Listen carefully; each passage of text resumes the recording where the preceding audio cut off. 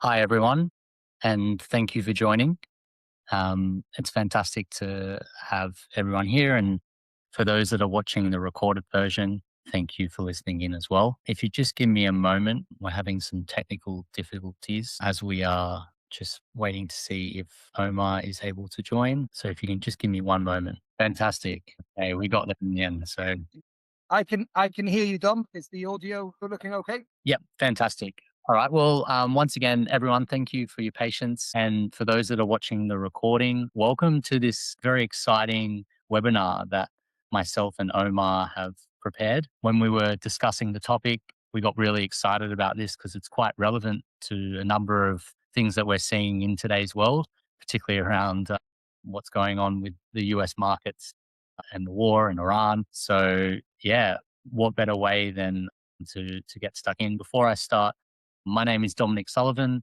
I'm senior M&A advisor at Flippa. I've worked in the M&A space for about 10 years now. I started my career at KPMG working in financial due diligence, so very numbers and financial orientated, looking at deals through an objective lens, less of a story and more about the numbers. And then moved to Vinted, where I was working in the M&A team there, which kind of grew the business to where it is today. And then for the last 3 to 4 years, I've been at Flippa working with deals between the value of 500,000 to 5 million. And so, yeah, I've worked on deals in my career from, yeah, as I said, 500,000, but right up to $5 billion, both public and private deals. So I've seen a large scope of what there is to offer globally. Omar, please introduce yourself. Hey, thank you, Dom. So really happy to be here. Big fan of Flipper, and really what my firm Pathos Communications does is exactly what Flipper does for M&A. So Flipper is NA for the 99%. Pathos Communications is PR, media coverage for 99%. Uh, and there are all sorts of reasons why people hire us. One of the reasons is preparing for an exit. Um, or sometimes on the buyer's side, they've just acquired a business and they want to build up the buzz and keep the momentum going of the asset they've just acquired. But really interesting what you say, Dom, that interplay between objectivity and subjectivity. People talk about M&A, people talk about funding rounds as if it's all run from a spreadsheet. The reality is it's run from in here. Hmm. It's about whether someone wants something enough. And a lot of that comes from storytelling. And I've just experienced this personally. We went public 3 months ago on the London Stock Exchange. And if someone liked the story, they'd make the numbers make sense. And if someone didn't like the story, we could throw whatever numbers we wanted at them and it just wouldn't work. So I think this is such an interesting conversation, but Hmm. also hopefully a really valuable. Indeed, indeed. So, yeah, I guess we've given our introductions.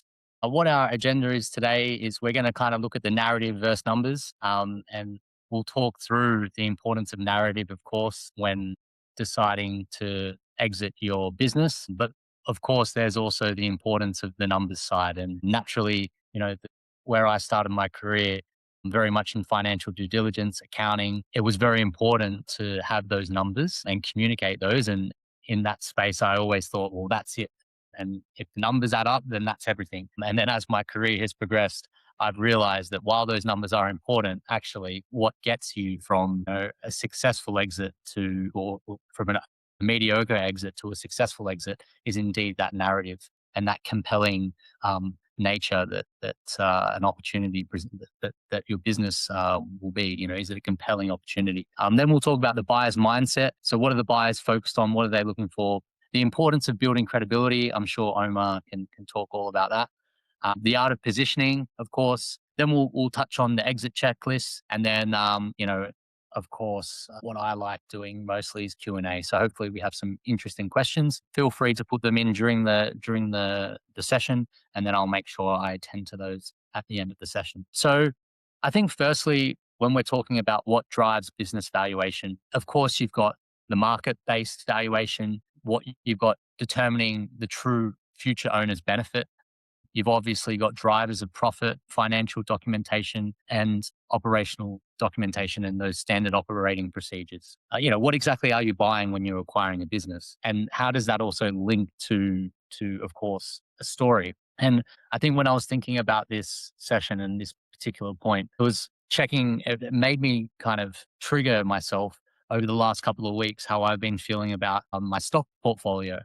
And those that are in stocks, you know that the last couple of weeks you've seen, Google, Meta, you've seen Nvidia, Tesla, whatever you're particularly in, those businesses have had such fantastic narratives and fantastic stories, fantastic numbers over the last years. But the last 2 to 3 weeks, we've seen a massive correction in valuation, and I think it made me think, all right, is that change in valuation due to the fundamentals, the story? The story kind of has stayed the same, or is it the perception of the story? But because of what's going on in the world, that has a complete impact on, and we're talking trillions of dollars, right, in the stock market that we all follow. So for me, that was very timely for this particular topic, that, it just doesn't hit a bootstrap business of, 50K profit or 100K profit. It also hits it's also important at the big end of town as well. So yeah, I mean, Omar, I know you're publicly listed with Pathos. Like, I can imagine that you guys have, you keep your eye on narrative as well. Like, what's your view on what's been happening at the moment? Yeah, it's really interesting that no one is immune to this. Before I go on, Head Goldwyn, you sent a message saying that my audio isn't very clear. Let me know. Let me know if there are any more issues. I'm using an internal mic, so I'll sort of lean in and project, and hopefully that will work. It's really interesting that no one is immune to this. It's all about storytelling. It's all about vibes. Whether you're worth 100 grand or 100 million or 100 billion, even, it's Mm. all about vibes. We are not objective creatures. Human beings are subjective creatures. But not only that, it starts with the story. It starts with the story. And I'm sure, in what you do, Dom, you've come across Yeah. businesses where you look at this and you say it could be worth that much or that much, and it seems like really the difference is the storytelling around it. It's not all about the spreadsheet valuation model, is it? Yeah, indeed, indeed. So I think, and as I've seen, as those businesses get higher in value, it baffles me sometimes when I'm having conversations with founders, and they rightly say to me, "Hey, Dom, look, my business is 2 million ARR. My business is 3 million ARR." And I saw, in ChatGPT or in Claude, I saw that from this research that this business exited for, 20 times or 30 times or 40 times. And I myself would sometimes try and fathom, oh, why is there such a difference in what the market's paying versus what some of these, fantastic exits or valuations are. And a lot of it is due to the narrative and due to the growth story. But I think if we get back to what exactly drives the business valuation for our, a lot of it is around. So firstly, sorry, I can see that there's an issue with the sound. Can people hear me correctly? No complaints about your mic, Dom. I Okay, think great. that Okay, great. Okay, great. So around market-based valuation, people typically, if you're a business, an e-commerce owner, right, a great way to look at what the market is paying is through, and at this size level of M&A between 50,000 and 5 million, is the Flippa Data Insights. It really isn't biased; it's fact. If you're a business that's doing 100 mil, 200 mil ARR, PitchBook is a great way to kind of find what appropriate multiples are. But there's no other marketplace in the world where, in terms of this size and these types of asset classes, where you can see what the multiples are trading at. So I always use Flippa Data Insights because it is a true indication of what the market is paying based on similar businesses. So that's often like a benchmark for a buyer to kind of understand, all right, this is what we're looking for. This is what this type of business was, this size business in this category, in this niche, with this business model, traded or sold between 2.5 and 3 times profit multiple. We see your business similar. So there we go. It's comparables. The second element is obviously determining what the true owner's benefit is. So the future owner, what is the real STE or EBITDA or the valuation? For those that know, it's a multiple times a profit, or multiple times EBITDA, or multiple times STE. So when you know your multiple, which is the market-based multiples that we have, the next thing you need to know is your profit. right? And your yearly profit. So once we determine your true profit, then we're able to get a better understanding of what the valuation is. You then have drivers of profit. So, for example, your future growth prospects or your historical growth, that's important together with the way the business is run structurally. Is it something that's easy for a founder to acquire and run themselves? Why are you selling the business? So that's really important. And that also comes down to the story. So these proxies of profit are where it's a little bit more subjective. And that's where you really need to get the narrative right. Often the first question that a buyer asks me or asks a seller when they're looking to exit is, why are you selling? That is the key question that they ask in the beginning. And it's so critical that you get that answer right for a buyer. And it all starts from having the correct narrative. If we move on to what buyers are asking and why. Why are you selling? What's the growth plan of the business? What are the risks and constraints? What's transferable versus founder dependent? So it's often the case when I'm dealing with founders, we prepare for these answers before going into a call. My advice always is to just be authentic, be yourself, right? If you want to sell the business because you want to buy a Porsche or a Mercedes or whatever it is, right? Or you need to pay for your kids' school fees, or you just are done with the business because you're bored of it, or you have other priorities, or you're going through a divorce and you need to settle. There are plenty of reasons why founders are looking to exit. Just be authentic, because buyers can often pick up why you're not. Now, obviously, the way you communicate it often shows the way you communicate that narrative is very, very important, because if you don't sound confident in your approach, then it doesn't come across authentic. So it's really important that you are clear in your real motivations to sell. What's the growth plan? And I should, before I move on to what's the growth plan of the business, it's really important as well, if you're looking to sell, if you think that you don't believe there's future growth in the business, or you're selling because you're done with it, that's also okay, right? You don't spell it out for the buyer, but you just say, hey, look, I've grown it to this bit. My strength isn't in marketing, and I've been trying to use marketing, but it hasn't worked. You be open and transparent, because the right buyer will be someone that's good at marketing, and they'll see that as an opportunity for them. Rather than trying to fumble over reasons as to sell, just be honest. What's the growth plan of the business? I mean, Omar, I can imagine that you've got some stories, or maybe not stories, but I'm sure you've seen businesses where they wanted to communicate what their growth plans are. So maybe you want to touch on that a little bit. Yeah, absolutely, absolutely. And I think just your point about authenticity, it's something that I've experienced a lot. Is I'm naturally quite an expressive, open person. I'm not a sort of Machiavellian schemer. Playing 4D chess with people is just not something I'm good at. It's not in my nature. And it was something I heard a lot from people is, oh my, you come across as really authentic. And I think generally when people are being pitched for an investment or an acquisition, I think they're so used to being presented with this just overly polished, overly perfect picture. Whereas actually, sometimes the most beautiful people have a beauty spot or a small scar. You actually want to be as authentic as possible. I think the growth plan, I mean, all of this is just so much easier. Can a business owner exit because they want to spend time with their family? I think so, but Dominic's the expert. We're getting questions. We'll keep it till the end.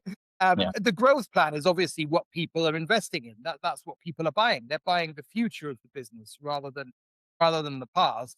And I think we've got so many examples of businesses that came to us, and just by communicating that potential through a third party, Mm. rather than you saying everything that's good about your business, getting the media, a journalist, a publication, the news saying these good things about your business, it's just so much easier for people to receive that message. But Yeah. obviously, you need to know what that growth plan is first before you can start to sort of distill that into journalism. Yeah, that's a really good point. Definitely. Sometimes hearing it from a different voice often gives it more authenticity that you're looking for. I think the next point is really important as well. Like, what are the risks and constraints? So let's be honest. Every single business has flaws. And it's important that you're proactive in what you're doing about those risks and constraints. So it's a lot of common sense. Like, whatever the founders that I work with, sometimes in the beginning, it is a bit of tough love, because I'm often grilling them really hard. whether it be about, their issues with their financials or their issues with their story or their issues with the business model itself. But in the end, I know they really appreciate it because I am the hardest buyer out there. When you're dealing with buyers every day, you know exactly what they're going to come up with, and you need to prepare for the worst, right? You need to prepare for the buyer to come up with and know what your true risks are and constraints are. And it's so much more impressive if you're one step ahead of that buyer and know, what the mitigations are for each of those risks, and whether or not you have those in place already with the business, as you're looking to exit, or whether or not it's part of your product roadmap. You're already showing the buyer that you're one step ahead, and you admit, and you're admitting that that no business is perfect, that this is a way to add value, and this is a way that you can improve it, should you take it on. What's transferable versus founder dependent? You want to give peace of mind that any owner um, will be able to take over the business and eventually not need you. And this is often a sticking point for a lot of businesses of the valuations for the 98%, right? Because a lot of people that start their own businesses don't hire too many people because they want to run it lean, because they're running it for profits. I completely understand. So it's important that when you are looking to exit, you're already thinking about who the future buyer will be and how you plan to replace yourself. It's critical. Otherwise, unfortunately, what happens is two things happen. Either one, the business isn't sellable, or two, the business is sellable, but it's a deal structure which includes you with it. And at the end of the day, I know 9 out of 10 people that I work with, as that are my clients, they say to me, Dom, I'm not working for anyone. I'm my own person. I'm my own entrepreneur. So it's really important that you aim to build up the business in a way where you have a team that can replace you. Omar, do you have anything to add to that, or should we move to the next slide? Well, I think on the PR front, the transferable versus founder dependent point is something to really think about when you look for media coverage. And everyone who's on Flippa can get some free media coverage through us and through the Flippa partner programs. This applies to everyone. I think sometimes if you're looking at something as a founder, the temptation is for the media coverage to be, look at me, look at how special I am, look at how awesome I am. I'm the visionary. I'm the guy who made it all happen. And it's sort of personal branding. Now, that can be really, really valuable if you're running your business, wanting to grow your business. But then to your point, Dominic, about founder dependency, if you've made the business synonymous with you, that's not the kind of media coverage you want. You actually want the media coverage that sort of ignores you as a founder, or maybe historically, if you need to be part of the story, this was created through the vision of the founder. But the business as it stands today, it's got systems, it's got lots of clients and no client concentration and lots of processes and a really, really strong team separate to the founder. So, I think all of these points are really interesting to sort of translate into do's and don'ts, potentially do's and don'ts in terms of the media coverage that someone puts out. That's really helpful. Thanks for that. I think the next one is really interesting, it's all about credibility. And I find that this is something that's overlooked by a lot of founders. When you go on holiday and you're in a new city, and you want to go eat somewhere, what's the first thing you do? You go on Google Maps, right? Or you Google it probably. Well, that's what I do anyway. And you read the reviews, and you read for the online presence. You read what's validated online. And we're often dealing with founders where their numbers are fantastic. Their numbers have incredible growth rates. Their numbers, it's clear from the recurring revenue that their customers love their product. But if that is not in the online world, if that's not validated by articles, or if that's not validated by, good reviews, well, it's very hard to make the offer compelling for a buyer to come and consider it. So I think this is particularly where Pathos can help, right, Omar? I think it's so important that you can have the best numbers as a small business. You can have the best numbers. You can have the best product. You can have the best team structure. But if it's a lot harder to communicate that if you simply don't have these particular confirmations in the online world. Yeah, absolutely. And people want cognitive shortcuts. people want to very easily, very quickly be able to feel like, yep, this is a good business. And when we had our investor presentation, on the cover was two things: the Pathos logo and a quote saying fastest growing professional services firm in the UK, UBS Fast Growth Index, which was one of these growth awards that we got in late 2024. And I thought, out of everything the business has done over the years, out of all the work I've put in, out of all the achievements, out of all the clients, out of all the projects, out of all of that, actually, that's the thing that goes on the cover. It's something that, if I hadn't sent an email with our revenue numbers to enter that award, to enter that competition, that wouldn't have existed. And it was just a great case study of a PR firm going into a funding round, experiencing the importance of PR because that's the thing on the cover of their deck. And so absolutely, that third party validation is very, very important. Everyone's going to say that their business is special and it's unique and it's, you've got to pay top dollar for it. But then if you've got other people saying it, if you've got relatively objective, relatively unbiased publications or institutions in the media saying it, that is just a lot more powerful. Um, and I think the point about credible storytelling versus fluff is really, really important. And if I was going through this process as a potential seller, I would probably sit down with you, Dom, and I would say, right, what are all of the questions that a potential buyer will have? And what are the best answers? What are all of the maybe difficult questions that a difficult potential buyer would ask? And what are the best answers? And I would sort of work back from that, start with the end in mind. And I would weave that into a piece of news. I would weave that into a profile piece or a feature on the business. So it's almost like the article becomes your objection handling process for buyer questions. That would be pretty sophisticated, and that's probably how I would approach it. Yeah, that's super valuable. And again, it's something that I don't think it needs to be valued more from founders, which I still understand because you're still, when you're bootstrapped and when you're building a business, it doesn't come to mind, to have an online presence always. It's kind of, but it really needs to be the forefront, particularly when you're looking to exit, because it's something that you can come back to and gives you credibility. And just to say, Yeah. Dominic, Yeah. like most M&A platforms, don't care about the 99% of businesses. Most PR firms don't care about the 99% of businesses. So I think a founder of a smallish business can't be blamed for not thinking about media coverage because the PR industry is out there saying pay $10,000 a month as a retainer and cross your fingers, which clearly isn't something that's designed for sort of small, medium-sized growing businesses. Yeah, yeah, it's such a valuable point. Yeah, I think the art of positioning. So there's a couple of points here, but I think it's always good to just you nailed it earlier when you said looking at something and working backwards. I think this applies here as well. Like when you are about to have a meeting with a particular buyer as a founder, obviously you do your research, right? And you want to know who you're speaking with and you see their background. And your narrative kind of needs to be communicated in a different way depending on the type of buyer.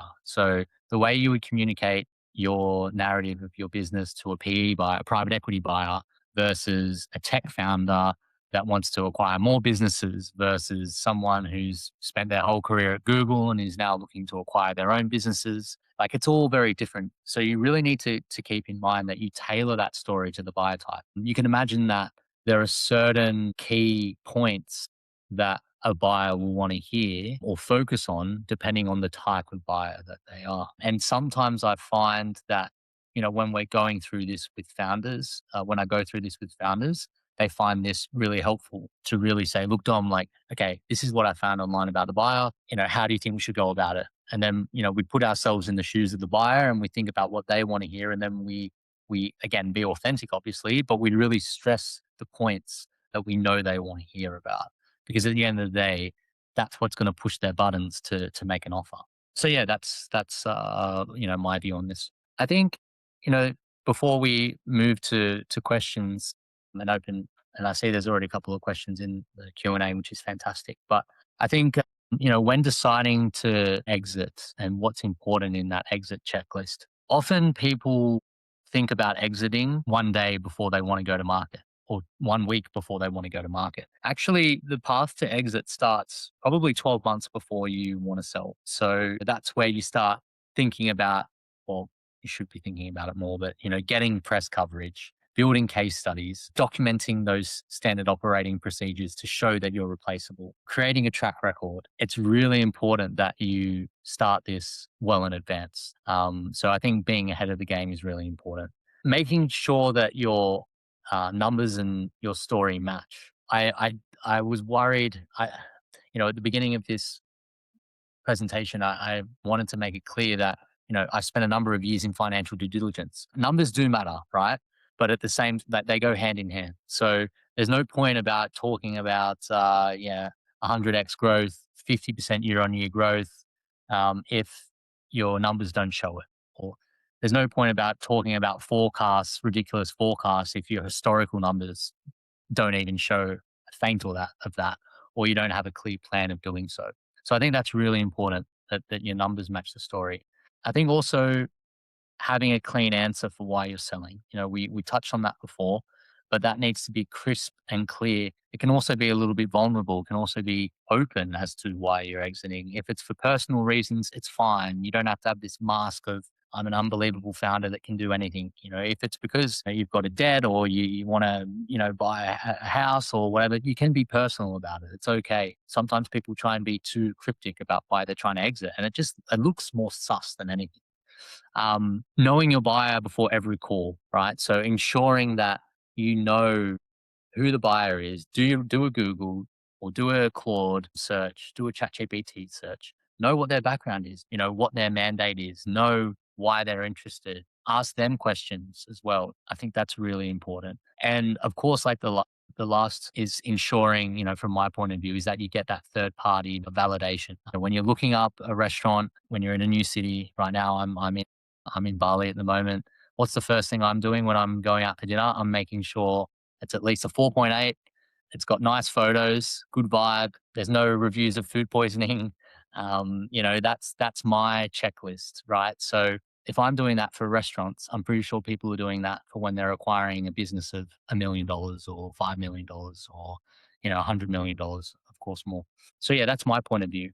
What do you think is important when a business is looking to exit, particularly down your lens? Yeah, I think these are all things. Everything you've said is something that should inform the media coverage. I think working with someone like yourself to get the narrative right, get the story right, and what is the story that is consistent with the numbers? Because even if there's something that on paper might be a negative, is it actually part of a positive trend? There are lots of things. People know, people aren't stupid. People know that growing businesses, it's not a straight line. It's never a straight line. And if it's too perfect, then that's maybe when the alarm bells might ring. But even things that might be seen as a negative, are they actually the sign of a growing business? Are they a sign of a maturing business? Are they a sign of a non-founder dependent business? When I was doing, certainly there are things in the business where, when I was very, very hands-on and it was extremely founder dependent, everything worked great. Then as I stepped away and started to sort of systemize the business and bring in processes, then there was a dip. And it took time for those processes to really bed in. And now generally things work better than when I was completely hands-on with every little thing. So even things that at first glance look like a negative, they can be spun into part of that story. And I think once you've got that narrative, once you know the story that you're telling, that can be part of the media coverage. I think a lot of the mistakes I see are people, just like you said, people prepare for exit the day before they want to exit. The number of times someone has come to us saying, right, well, I need to be on CNBC Squawk Box within a week. Well, okay, what have we got to work with? Because I promise you, any PR person who speaks to a producer at CNBC, the first thing that producer will do is they will put that company's name into Google News and click on the news tab. And if there's nothing there, that's a big jump. So I think preparing your exit media happen as early as your general exit preparation. Okay. Yeah, that makes a lot of sense. We'll move on to Q&A now, and I will start off with the first question. I know we already have questions in the chat, by the way, but my first question is, because when you said CNBC, that pricked my ears a little bit, particularly Squawkbox. But like, what are some examples of like the more basic level? Like you're saying, you got to work yourself up. It sounds like. So maybe what are the first steps? So, let's say you're an e-com business doing okay profit per year, or a SaaS business doing, 300,000 profit per year. Like what are like the realistic first steps that a founder should take around um, the channels or media? Yeah. Well, look, an obvious first step is either local media or niche media. And those are probably two things that people can do themselves. You don't need to hire Pathos. You don't need to hire anyone. You don't need to hire anyone. Because if you think about how busy the inbox is of a local publication or a niche publication, that inbox is hugely quieter than the inbox of a national publication. And I've seen these inboxes. I remember when I worked for the BBC, it was a consumer affairs show. And it was, Mm, some poor intern had to sort of scroll through just thousands and thousands of emails coming in to try to find the story. And it's hard. And you can't call everyone and say, tell me more about why you think that's a story. You just can't. Whereas with something that's local or something that's niche, and I think probably a question for everyone to ask themselves is, what are the publications that I look for, or I look to when I want to know what's happening in my industry? And I'm sure there are some specialist publications, and if you look them up on LinkedIn, they've probably got, an editor plus two writers plus an intern. And you can have a conversation with that editor a lot more easily than you can have a conversation with the editor of the New York Times or something. So there's a lot you can do yourself. Having said that, if someone's got the right angle, there have been times when a solopreneur doing 6 figures of revenue, not even 7 figures, has worked with us and relatively quickly found themselves in the national news. It is possible.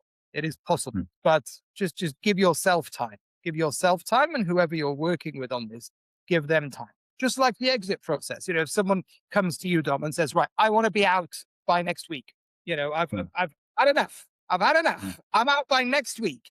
That's very, very difficult. But if someone comes to you and says, look, over the next 12 months, I think it's time to transition, suddenly the range of successful outcomes is much broader. So I just think get started early, get started in a way that's doable, that's achievable, and even get started yourself.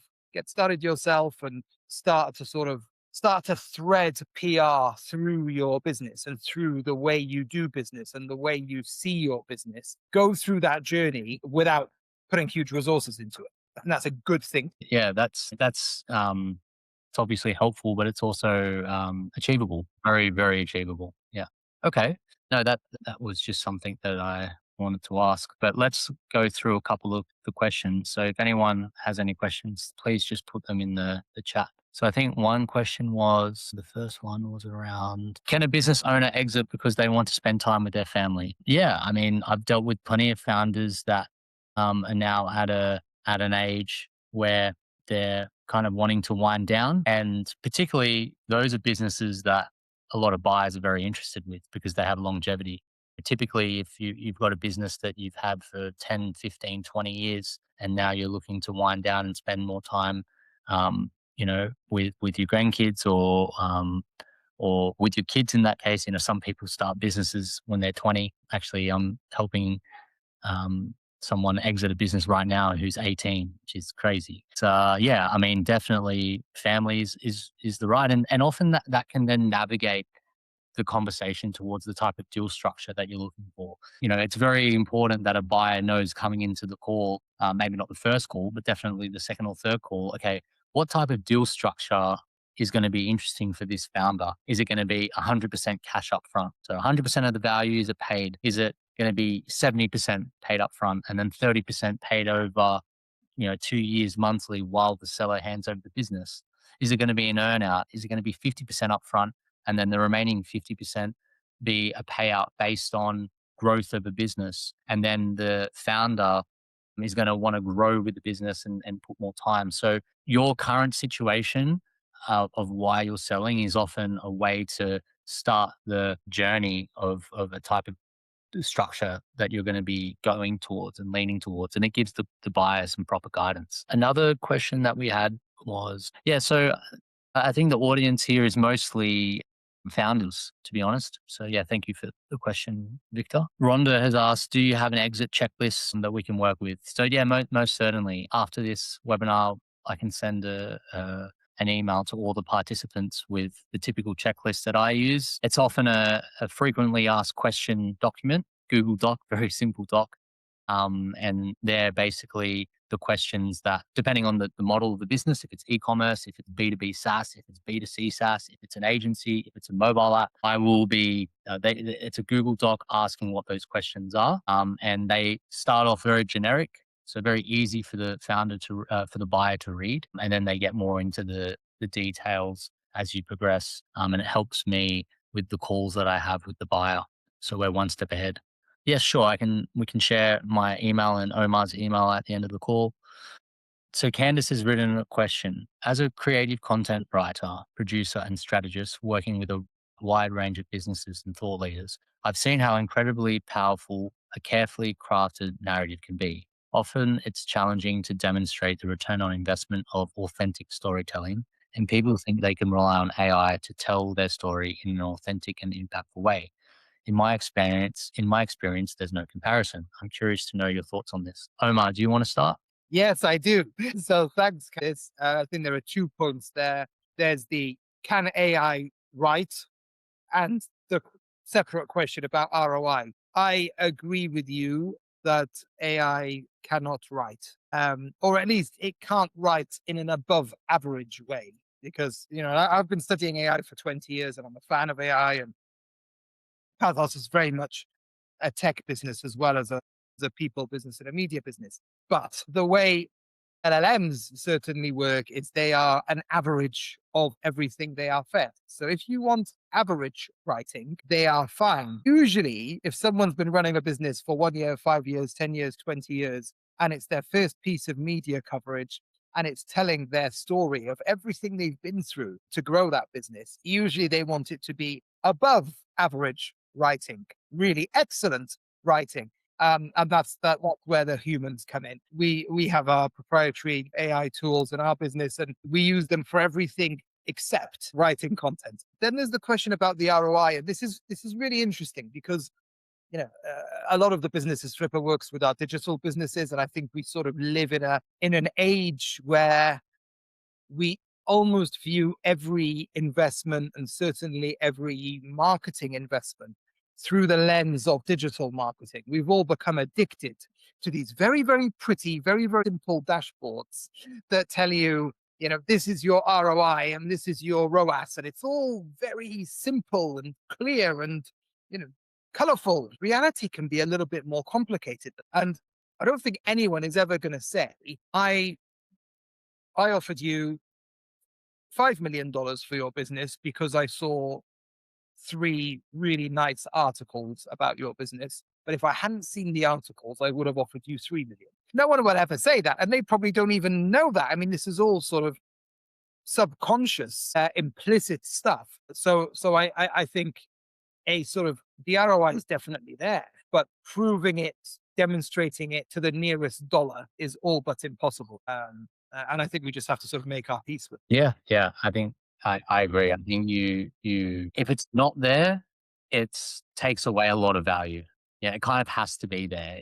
I mean, that's my point of view anyway. Like it's so clear and there's such downside if you don't have it. That's why you need it in a way. Yeah, I think they're all the questions. So yeah, I mean, thank you everyone for contributing and if you have any more questions, we'll be sending an email out with our contacts. You can also add us on LinkedIn. We're on LinkedIn. So if you search Dominic Sullivan, you can find me at Flippa. And Omar, thank you very much for your time and your insights. It's been a pleasure, speaking with you over the last weeks about this webinar, and getting your thoughts. So yeah, really appreciate your time. Thank you, mate. And I think Mike is typing. This had better be a banger, Mike. Okay, perfect. John Nabels. Good luck, John. Perfect. Thanks very much, guys.